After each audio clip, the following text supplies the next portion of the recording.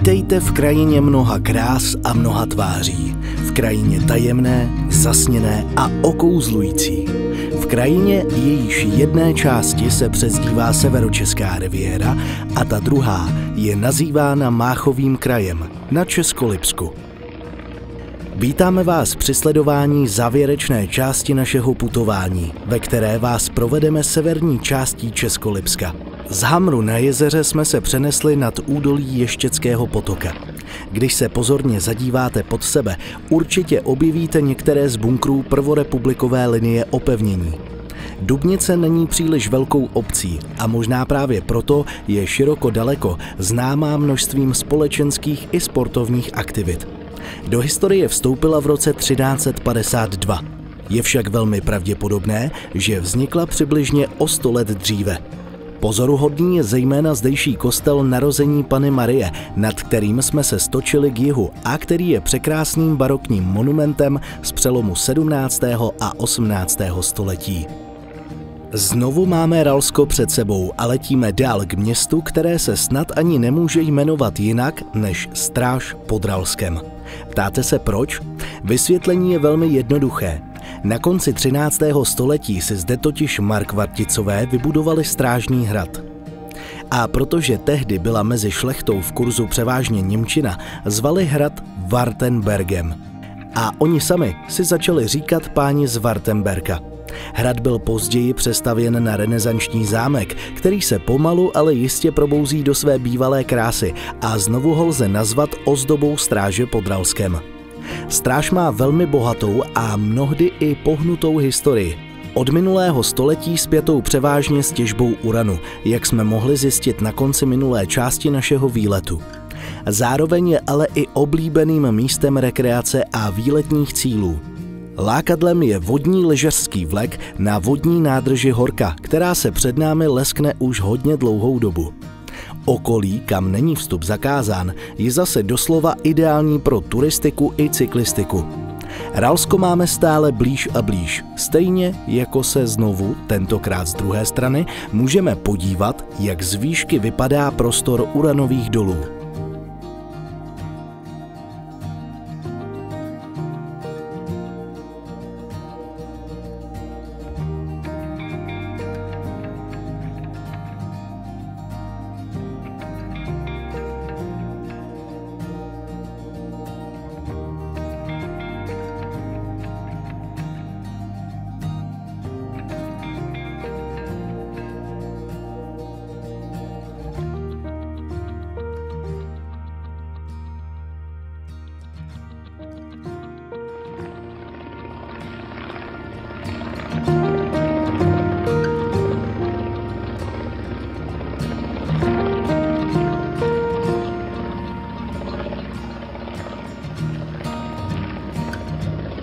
Kolem kopce jménem Lipka jsme se dostali nad Noviny pod Ralskem. Znovu se nám pod levým křídlem ukáže i horní tok Ploučnice, která na okraji Novin protéká uměle vytvořenou průrvou ze 16. století. Škoda, že nemůžeme sestoupit trochu níž a prohlédnout si malebná hrázděná a roubená stavení, která se v Novinách dochovala. Někdejší panský dvůr z počátku 19. století si ale můžete prohlédnout celkem podrobně. Přesně nad ním jsme se totiž stočili znovu k severu.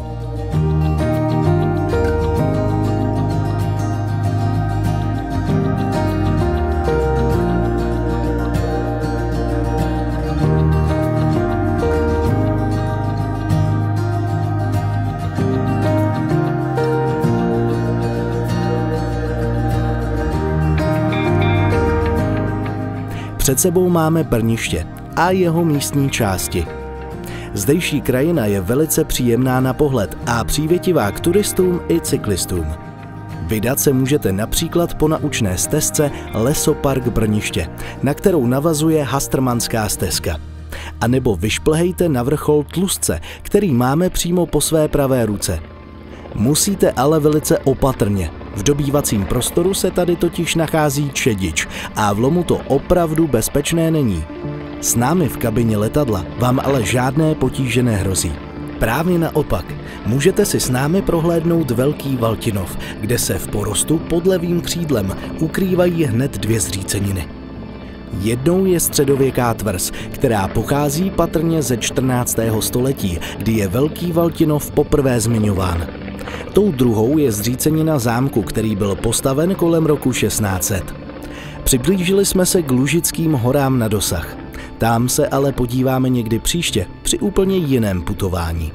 Dnes, protože sledujeme poslední část naší série, se postupně vrátíme tam, odkud jsme v první části vzlétli, v České Lípě. Předtím si ale ještě dopřejeme několik pohledů na svěže zelenou krajinu v podhůří Lužických hor, jejichž vrcholy se na obzoru zvedají.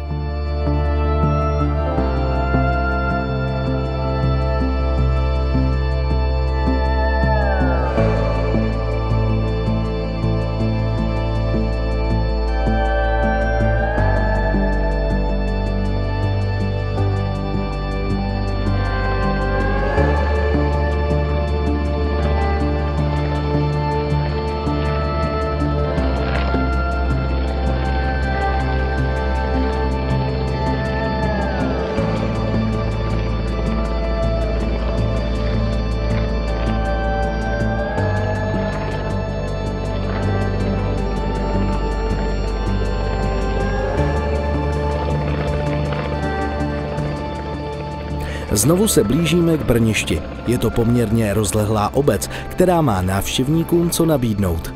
Zdejší kostel, zasvěcený svatému Mikuláši, pamatuje počátky Brniště.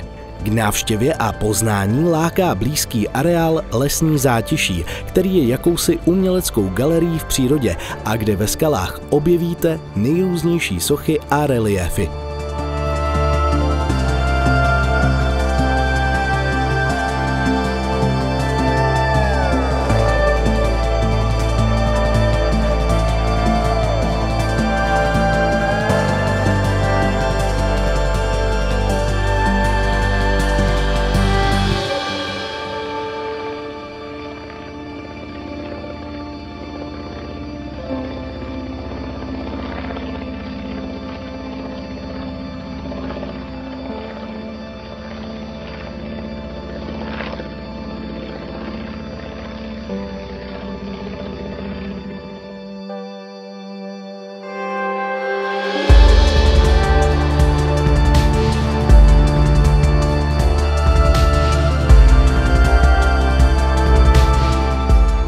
Míříme stále k jihu a se zalíbením sledujeme krásy zdejší krajiny.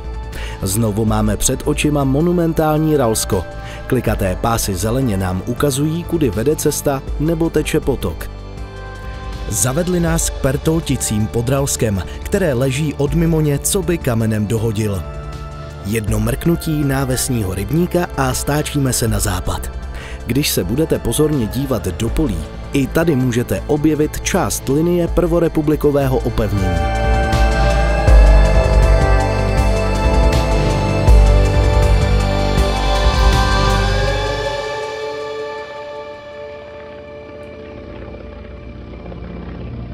Pole jsou tady zajímavě pravidelná a mraky na nich rozehrály působivou hru stínů a světel.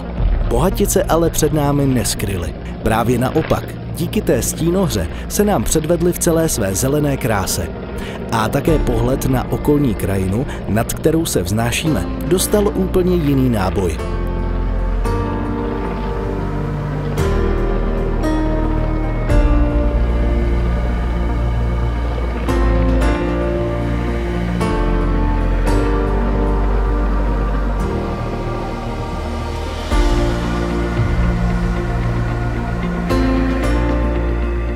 Když se během přeletu nad hřebenem Kamenického kopce podíváte pod sebe, uvidíte i zmenšenou kopii našeho letadla, která nás v podobě stínu provází po celou dobu našeho letu.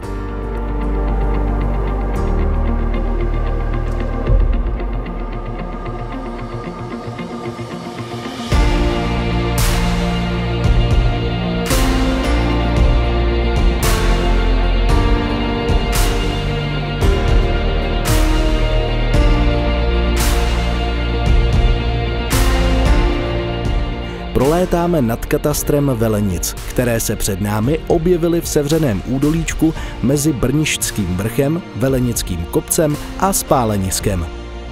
Velenice jsou oblíbeným sídlem chalupářů a zachovalo se zde množství historických stavení, díky kterým byla v obci vyhlášena vesnická památková zóna. Nad barokním kostelem Nejsvětější Trojice jsme se stočili znovu k jihu a míříme k cíli našeho dnešního výletu a zároveň s tím i k závěru celé série putování po Českolipsku. Ano, hádáte správně, před námi jsou Zákupy. Město s bohatou historií, moderním sportovním areálem a přírodním koupalištěm.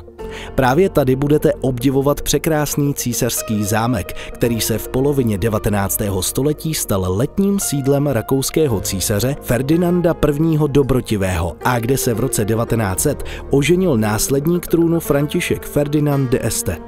V zámeckých interiérech, které jsou dnes přístupné veřejnosti, pobývaly i další známé osobnosti z rodu Habsburků, císaře Františka Josefa I. nevyjímaje.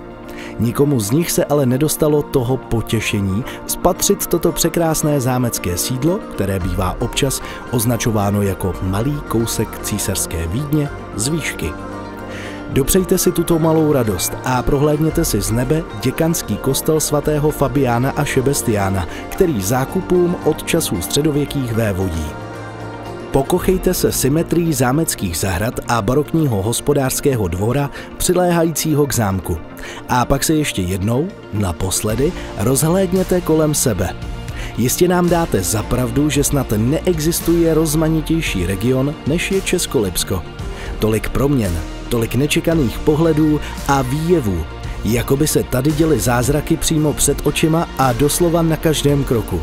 A my jsme měli tu čest stát se součástí tohoto dění. Snad se vám naše malé putování, které lze nazvat i cestou za zázraky, líbilo. A doufáme, že někdy příště, zase někde jinde, se znovu opět setkáme. Užívejte krás země české plnými doušky. Naschledanou.